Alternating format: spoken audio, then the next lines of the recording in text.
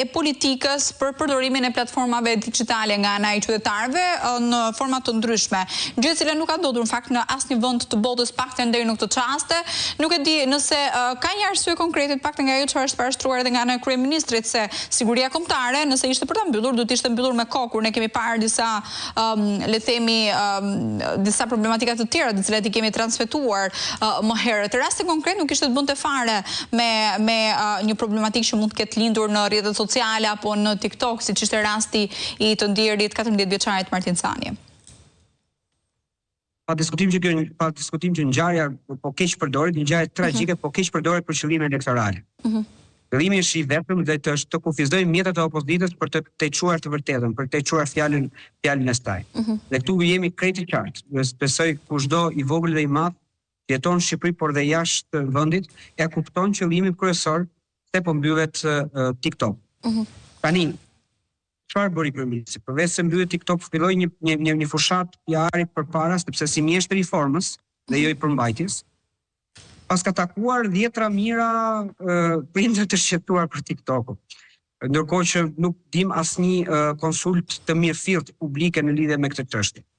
Por përtej kësaj, po e vini re, ka filluar tashmë me disa të rinj, po organizon një të dirigjuar nga fuga, të dirigjuar nga zyra e kryeministrisë, një fushat në rrjetet sociale që duhet të bindin qytetarët pse ishte i rrezikshëm TikTok. Se detyrohet kryeministri të bëjë këto gjëra. Pikërisht për të fshehur të vërtetën. Dhe vërteta është krejt e thjeshtë. Është censurimi i fjalës së lirë. Të vërtetat nuk i pëlqejnë kryeministrit. Të vërtetat nuk i pëlqejnë rilindjes. Nuk është çështje sigurie kombëtare, po qëse kryeministri do të shqetësohej për sigurinë kombëtare, ka shumë sektor jetik që po rrezikojnë sigurinë kombëtare. Por nuk është çështje sigurisë kombëtare dhe kjo është krejt e qartë. Diskutimi është përpara zgjedhjeve të heqim platformën e cila është e pakontrollueshme. Zoti Rama në gjithë historikun e tij dhe me gazetarët nuk i kanë pëlqyer kur gazetarët që cilët nuk i ka kontrolluar dot. Pastaj në regjimin e zotit Rama dolën të themi dënimet e gazetarëve për muaj me radhë mos merrin pjesë në konferenca.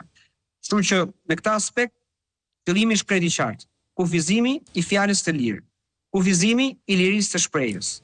Kështu në të dyja rastet janë vetëm pak vende të cilët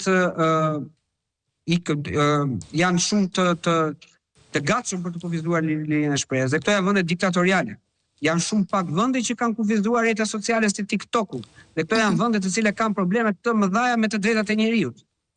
Kështu që nuk ka asnjë arsye tjetër dhe keqpërdorimi i rastit tragjik është dhe më e tmerrshme për kryeministin, po dhe për ne shqiptarët që në dorë të kujt sot po qeverisemi dhe se si përdoren raste tragjike vetëm për t'i përdorur politikisht dhe për të kufizuar zërin e qytetarëve, pse jo dhe zërin e opozitës.